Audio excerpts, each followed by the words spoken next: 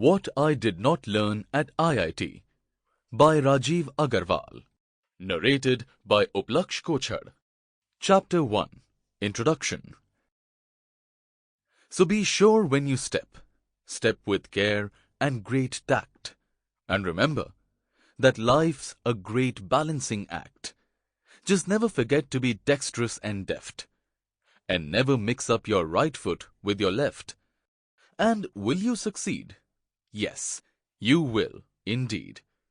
98.75% guaranteed. Kid, you'll move mountains. Dr. Seuss. Oh, the places you'll go. I graduated from the Indian Institute of Technology, IIT, over 25 years ago. Since then, I have worked with hundreds of people across 3 global industries: appliances, software, and consulting. I have worked with many engineers who rose through the ranks quickly, while many others took much longer. In working with all of these people, I observed a common pattern of success. People who are successful in any area of life, whether it is politics, sports, business, or academics, share common behaviors and habits. I look back and see that my own journey became easier once I realized it was better to follow the pattern followed by successful people. Once I consistently started adopting these common traits and behaviors, it was easy to succeed. This book contains my knowledge, observations, and reflections based on my industry experience and my interactions with many professionals. As I discuss these topics, I maintain a learning mindset and continue to learn. I hope you will benefit from these insights as you move forward in your career. Perspective. Most of these ideas have been around for centuries, and they will probably be around for centuries more.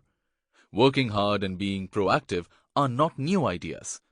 If we are anything like our parents' generation, most of us will not be able to retire until we are 65 years old. That means that after we leave college, 40 years of work lies ahead for most of us. When I was in college, I was focused on securing a good job after graduation.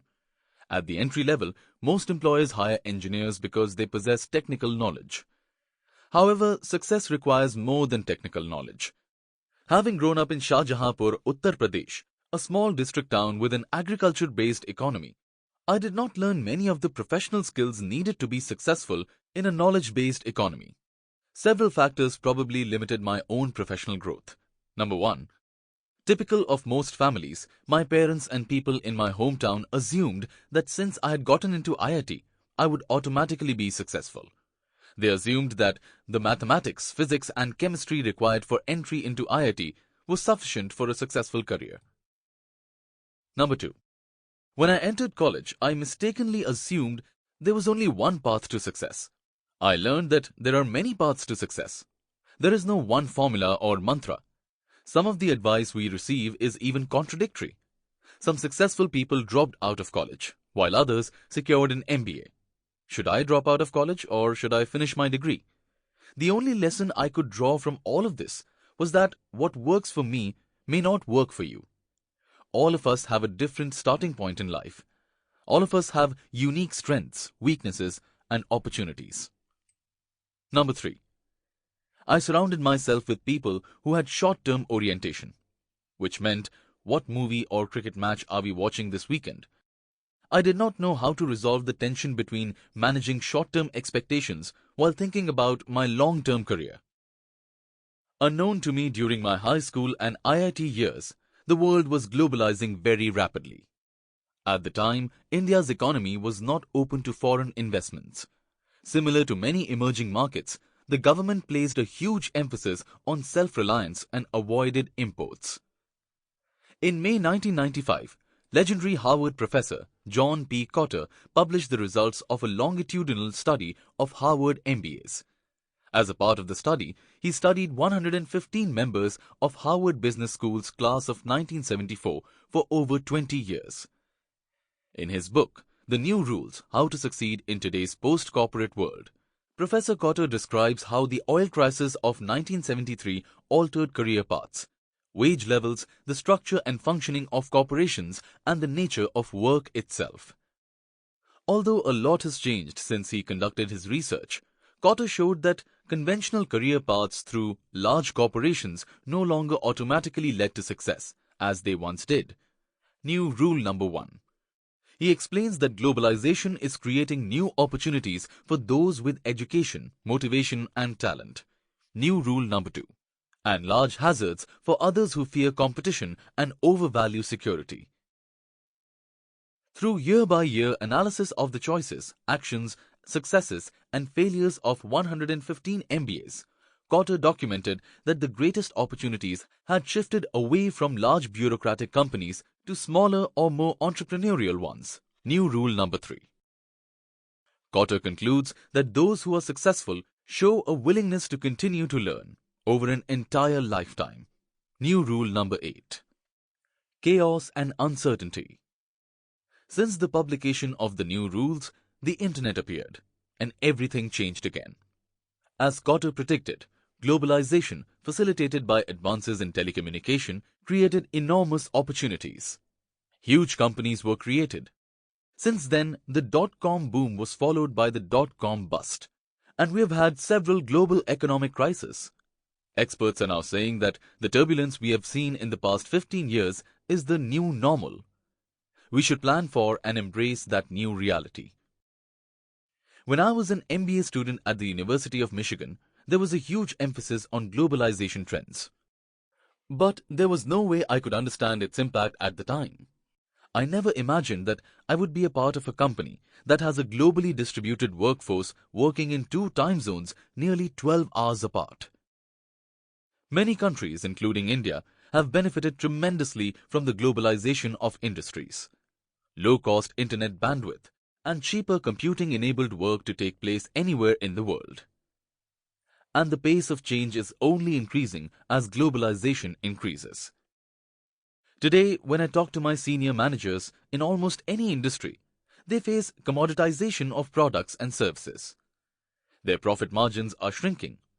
Senior managers tell me, "Look, everybody is selling the same thing, and our only differentiator is price." With those 2 driving factors, increased global competition and commoditization of products and services, the role of leadership at every level has become more important.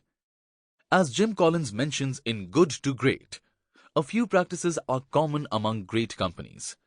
They hire disciplined people. They practice disciplined thought. They act in a disciplined manner. Overnight success may take 25 years or more to achieve. New framework, Dhacha. Pulitzer Prize-winning author Thomas Friedman describes globalization's impact on countries in The Lexus and the Olive Tree. In his book, Friedman says that countries have to wear a golden straitjacket. According to Wikipedia, a straitjacket is a garment shaped like a jacket with long sleeves. The straitjacket provides no flexibility to the person wearing it. A straitjacket is typically used to restrain a person who may otherwise cause harm to himself or others. With the golden straitjacket, there is increased uniformity across nations. Our policies, rules, practices, economy and resulting lifestyle are defined and enforced with the world as a whole, rather than just within the context of our own countries. Friedman describes how nations are being forced to reduce the size of government, reduce subsidies, privatize public sector companies, reduce import taxes, duties, and reduce inflation. To attract investors and create jobs, countries must follow a strict framework or pattern of government. Countries that do not open their economy to global trade are left behind in poverty. As individuals, we have to adopt the new Dhacha, IT jacket, or wear the golden straitjacket. As we struggle to change, we are forced to adopt the new rules. For most of us, change is hard. I myself do not like to change, even if it's for a simple thing like tea. As I travel from Delhi to Mumbai to Hyderabad, tea is served differently. I still like my chai the way it was served in my formative years at home and at Kharagpur. In our own minds, in the minds of our families, and in the mind of our society, we are conflicted. Our parents' generation has different expectations and aspirations than our generation. After IIT, my family would have liked me to return to my hometown, find a job there, Get married. Sample complete. Ready to continue?